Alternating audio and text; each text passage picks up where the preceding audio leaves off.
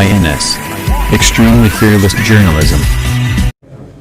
और ये पहला ही visit as a in-charge of Jammu Kashmir मैं कर रही हूँ, जिसमें जानने की कोशिश कर रही हूँ आप सबको मिलके यहाँ के जो प्रश्न हैं।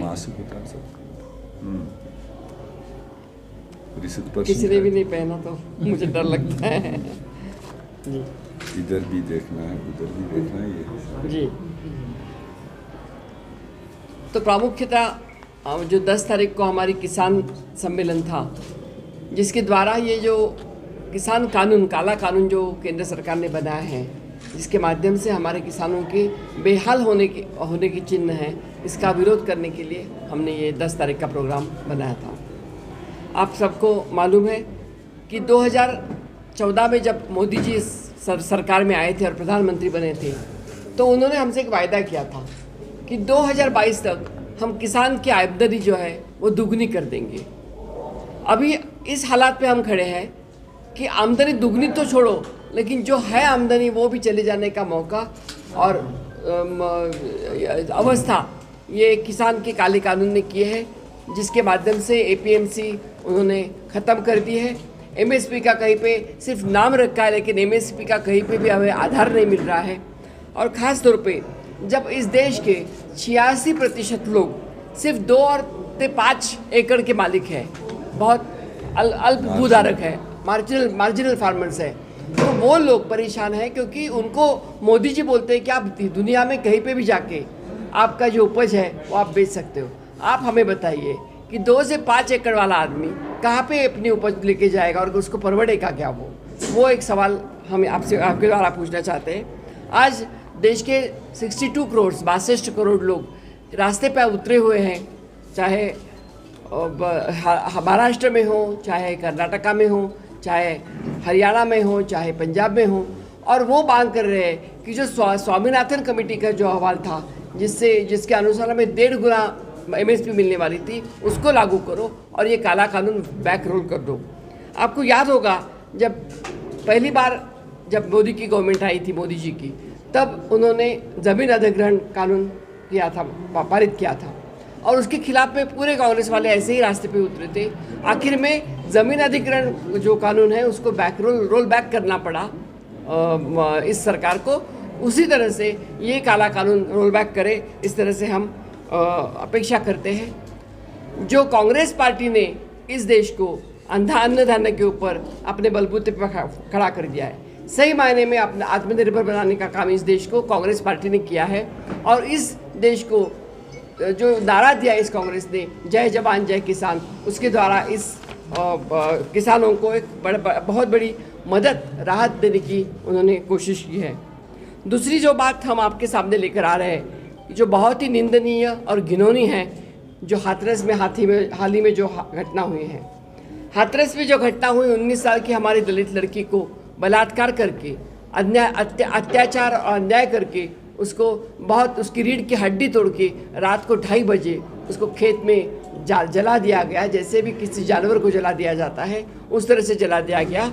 और जब उनको सांत्वना देने के लिए हमारे नेता राहुल गांधी जी और प्रियंका जी जब उनको मिलने के लिए जा रहे थे, तो उनके साथ भी दुष्कर्म किया।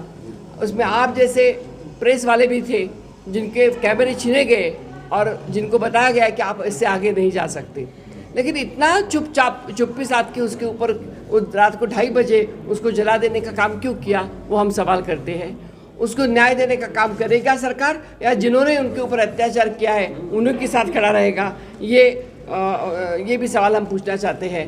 मोदी सरकार बोलने में तो बोलती है कि बेटी बचाओ, बेटी पढ़ाओ, बेटी बचाओ, लेकिन ये बेटी अगर बचेगी ही नहीं तो पढ़ेगी कैसे? ये हम उनको सवाल पूछना चाहते हैं। और इसलिए ये 2 प्रामुख्यता हम नेशनल इश्यूज़ को लेके हम यहाँ पे हर जगह बोल रहे हैं, लोगों के साथ जा रहे हैं।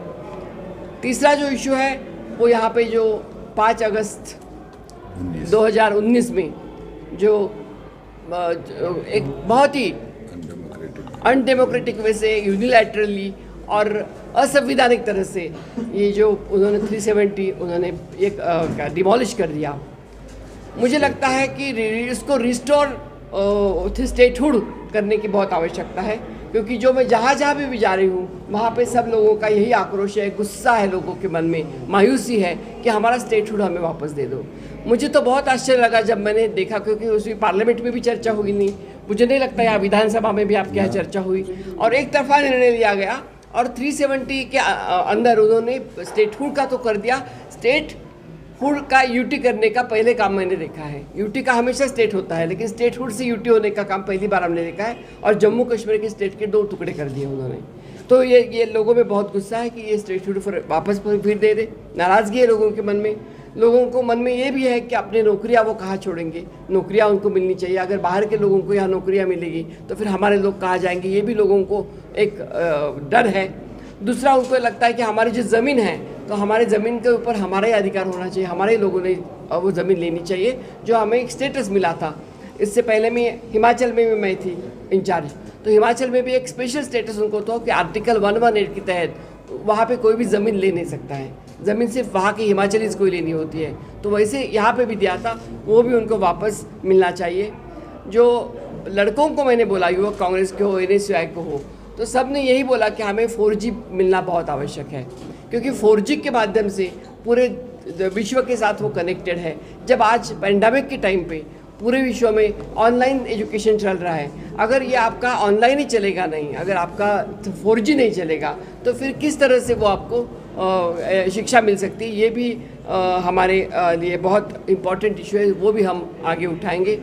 और 2 दिन पहले हम जब जम्मू में थे तो कश्मीरी पंडित का जो इशू था, उसी के लिए हम जगती करके वहाँ पे जो सेटलमेंट हुई है, उनके सेटलमेंट की जगह पे गए थे, तो उनका भी यही कहना है कि हमारे जो अधिकार है वो हमें दे दो, हमें अपने गांव श्रीनगर जाने का हमें परमिशन दे दो। तो ये सब उनके जो लेजिटिमेट मांगे हैं, उसके लिए कांग्रेस हमेशा उनके साथ खड़ी रही है और इसके आगे भी उनके साथ खड़ी रहेगी।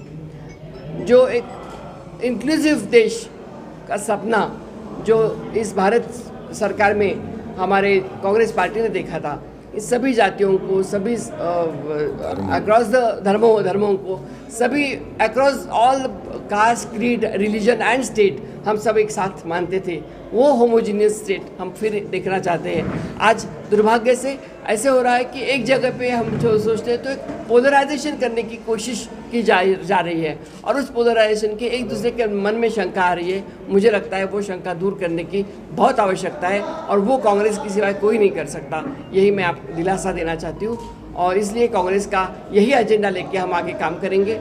मैं 4 दिन से यहाँ पे 2 दिन जम्मू और 2 दिन कश्मीर में यहाँ पे चल रही हूँ। सब सेक्टर के साथ मेरी बात हो रही है, सभी के साथ, ऑलमोस्ट सभी के साथ मैंने बात की है, जो हमारे लोग हैं सबके साथ बात की, और मुझे लगता है कि कांग्रेस एकजुट होके इसके आगे साथ में चली जाएगी और हम सब मिलके ये लड़ाई लड़ेंगे।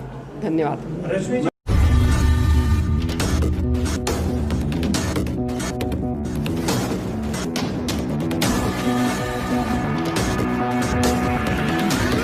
INS. Extremely fearless journalism.